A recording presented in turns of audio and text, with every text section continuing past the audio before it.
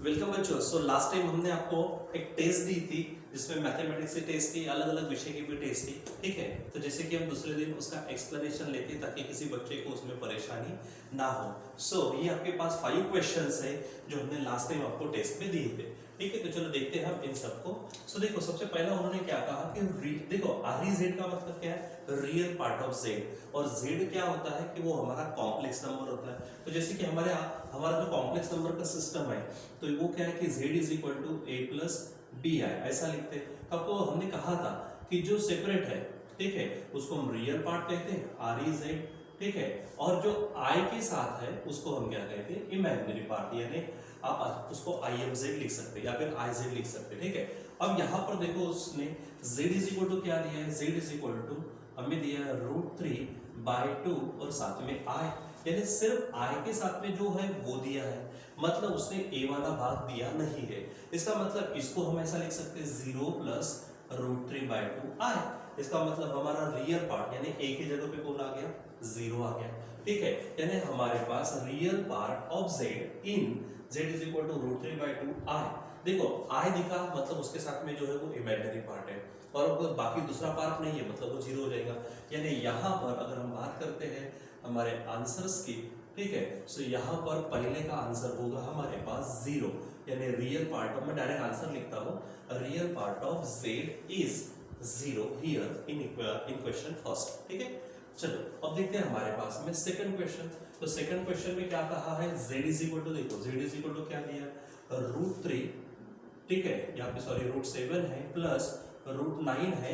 मेरे ख्याल से वहां पर √9 के एवज में मैं लिख लेता हूँ, एक मिनट, √9, ठीक है, तो है वहां पे √9 ही है। तो असल में √9 का मतलब क्या होता है कि रूट यानी 3 होता है। ठीक है, अब क्वेश्चन में 3 दे देते तो बड़ा अच्छा होता, ठीक है, लेकिन यहाँ पर √9 दिया, कोई भाग नहीं है। ठीक है, बात ये है कि यहाँ पर हमें i नजर ही नहीं आ रहा।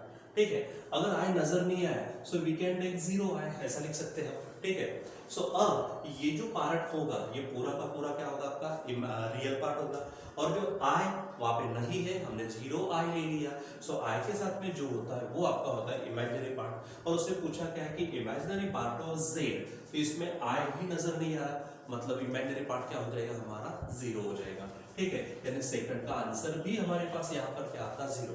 देखो उसने किस तरह से दिया वो डजंट मैटर। ठीक है, अब इसका मतलब क्या, एक्चुअली √3 वगैरह देता तो कुछ फर्क नहीं पड़ता, लेकिन √9 दिया तो √9 देने के एवज में उन्होंने 3 दे देना चाहिए था।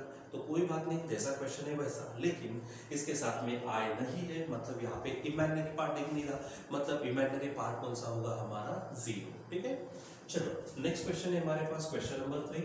उसमें देखते हैं हम क्या करना चाहते हैं, कॉन्जुगेट ऑफ z। तो ठीक है, आपको क्या है, ये हमारा फर्स्ट का हो गया, सेकंड का, अब थर्ड का हमारे पास है। तो क्या कहता हूँ, z इज इक्वल टू क्या दिया है, 5 - 3i। ठीक है, और आपको इसका निकालना है कॉन्जुगेट। अब याद करिए कॉन्जुगेट ऑफ z, पहली बात तो किससे बताते हम, z बार से बताते हैं। दूसरी बात मैंने क्या कहा था, जो हमारा इमेजिनरी पार्ट होता है या फिर i के साथ में जो होता है उसका आप साइन क्या कर दो, बदल दो।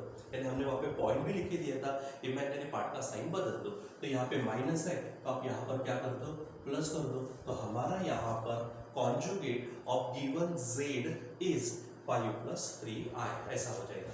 यानी यहाँ पर हमारे पास में आंसर क्या चाहिए था, 5 + 3i। ठीक है, ये ध्यान में रखना है। फिर उसके बाद में क्वेश्चन 4 है। क्वेश्चन 4 में देखो क्या कहा उन्होंने, मैं इसको डिलीट कर देता हूँ, रिमूव कर देता हूँ यहाँ से।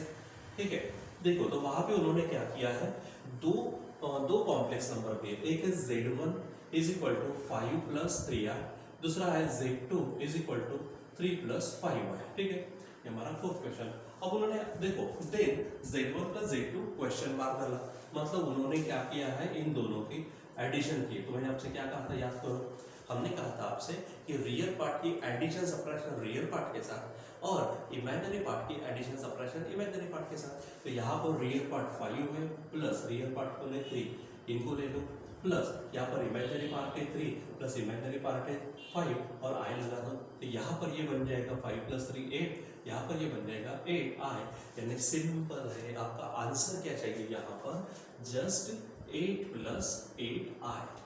ये आपका क्या होगा। और वो जो नया आता है नंबर वो भी हमारा कॉम्प्लेक्स नंबर रहता है, हमने ये भी कहा था एडिशन सब्ट्रैक्शन के बाद में जो मिलता है। ठीक है, सो आपका आंसर ये चाहिए था। ठीक, उसी प्रकार हमारे पास क्वेश्चन नंबर 5 देखो, क्वेश्चन नंबर 5 में उन्होंने क्या किया है, Z1 इज इक्वल टू दिया है 5 माइनस 3i और दूसरा दिया है Z2 is equal to it is 5 plus 3i, ऐसा दिया है। अब पूछा क्या है, Z1 इंटू Z2, ठीक है, तो हम यहाँ पे लिखते हैं Z1 इंटू Z2, तो Z1 क्या है 5 माइनस 3i इंटू यहाँ पर है 5 प्लस 3i।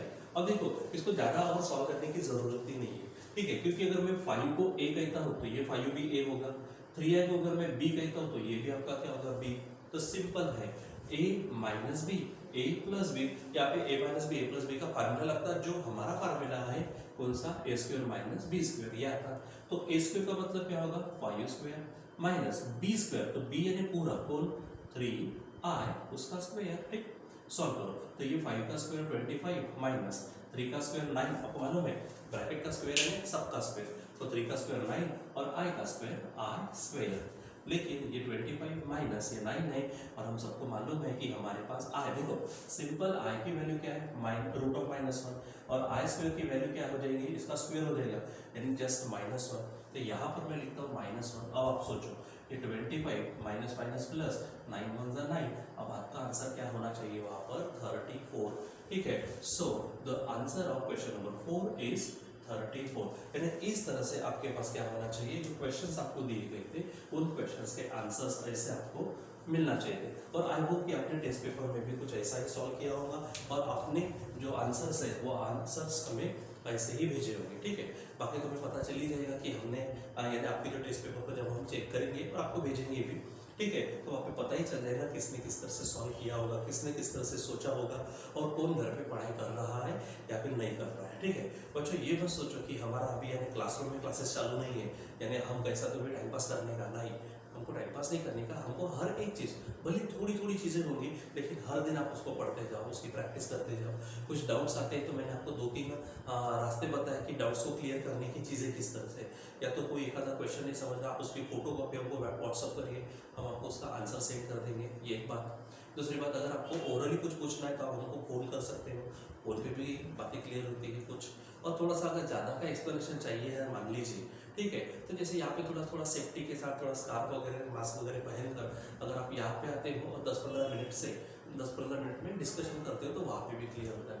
ये बात मैं हर बार हर पेरेंट जो भी मिलने को आते हैं या फिर बच्चे मिलने को आते हैं तो उससे कहता है, तो अब ये सबको ही मालूम है, ठीक है। सो आप इस तरह से अपने डाउट क्लियर कर सकते हैं, आपकी ये हमारी प्रैक्टिस हो जाती है। और वैसे पढ़ाना तो डेली चालू है, यानी जिस तरह से क्लासरूम में हमारी हर एक चीज़ चालू रहती है वही यहाँ पर भी चालू है, बस उसको तहे दिल से करो। बराबर हमारे पास में सिस्टमेटिक पद्धति से आपको वीडियोज आती है, जैसे 5 बजे बायो का आता, 6 बजे केमिस्ट्री का, 7 बजे मैथ्स का या फिर 8 बजे फिजिक्स का। हाँ, वहाँ पे मैथ्स और फिजिक्स इंटरचेंज हो सकते हैं अगर जरूरत पड़ती है तो, ठीक है। तो बराबर सिस्टमेटिक पद्धति से जाइए। और जो सबसे पहला जो इंट्रोडक्टरी पार्ट था वहाँ पर मैंने आपको समझा के भी दिया था कि किस तरह से आपको ये ऑनलाइन ऑन यूट्यूब हमारे क्लासेस चलने वाले हैं, ठीक है, आप उसको थोड़ा सा देखिए। दूसरी बात, कुछ बच्चे क्या हो रहे हैं कि आगे पीछे क्लासेस को ज्वाइन कर रहे हैं, मतलब व्हाट्सएप पे नंबर दे रहे हैं आगे पीछे, तो उनको होता है कि पुराने जो वीडियोस है उनको नहीं मिलते, एक्चुअली वो यूट्यूब पर है, ठीक है, लेकिन कैसे बहुत सारे वीडियोस है तो रैंडम मैनर में होने के कारण आपको तकलीफ होती है, ठीक है। तो आप हमें बता दीजिए कि सर हमें ये मैथ्स का वीडियो नहीं मिला, केमिस्ट्री का नहीं, तो हम जितने भी मैथ्स के अभी तक की वीडियोज़ है आपको 1-2 दिन में उनको भेजेंगे, आप 1-2 दिन उनकी स्टडी करिए, ठीक है। यानी आपका क्योंकि बीच में से आप चालू करेंगे तो शायद आपको ना समझे, ठीक है, लेकिन वही सिस्टमेटिक पद्धति से डे फर्स्ट से अगर थोड़ा थोड़ा करते हैं यहाँ तक पहुँचे तो आपको बराबर क्लियर हो जाएगा। वैसे ही बाकी विषय की भी हम वीडियोज़ आपको देते हैं, ठीक है। बस आपको हमको कॉल करके या फिर यहाँ पर आके, ठीक है, ऑफिस में आकर हमको बताना होता है कि सर ये वीडियोज़ हमको चाहिए, वो वीडियोज़ हमको चाहिए, ठीक है, तो हम आपकी पूरी तरह से मदद करने के लिए तैयार है, ठीक है बच्चों। तो आज के लिए बस इतना ही, बाकी का कंटिन्यू करेंगे बाद में। Till then